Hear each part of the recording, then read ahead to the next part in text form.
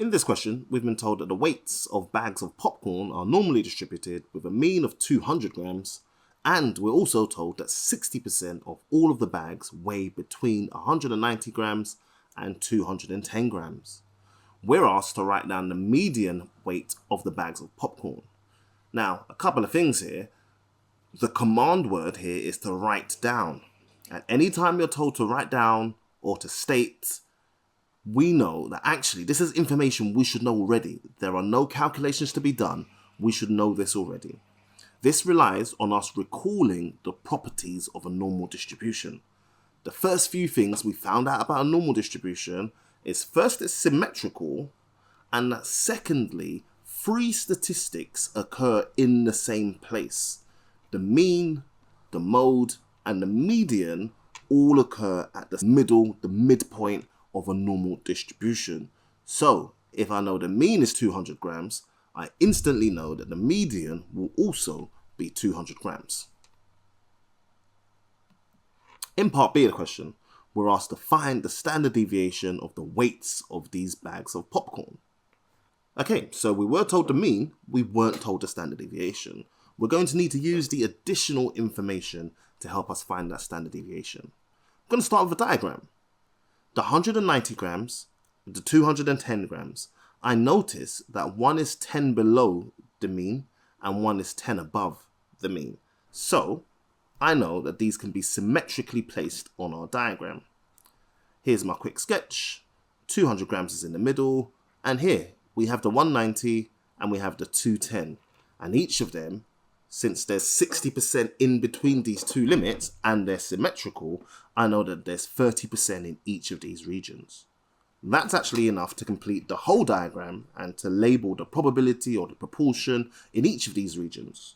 So I know that these are 20%, either by symmetry or because I know that below the mean should be 50%, so 0.2 plus 0.3 gives us that 50%.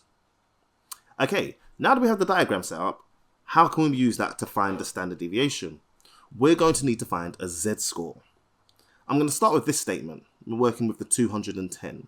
The probability that x is less than 210 is 80%. So that's 30 plus 30 plus 20. I'm going to want to make use of the standardization formula, but I need a z-score.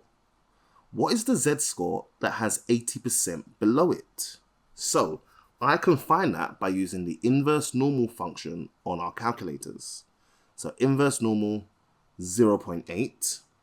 With just that, the calculator knows that we're talking about the z distribution, the standard distribution, where the mean is 0 and the standard deviation is 1.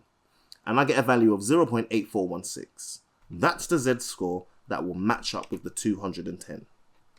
Okay, let's substitute into the standardization formula all of these bits that we have.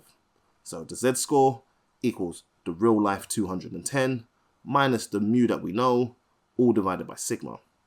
And some rearranging from here will get us a value for sigma.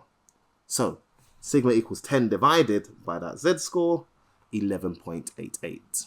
That's our standard deviation for the weights of the bags of popcorn.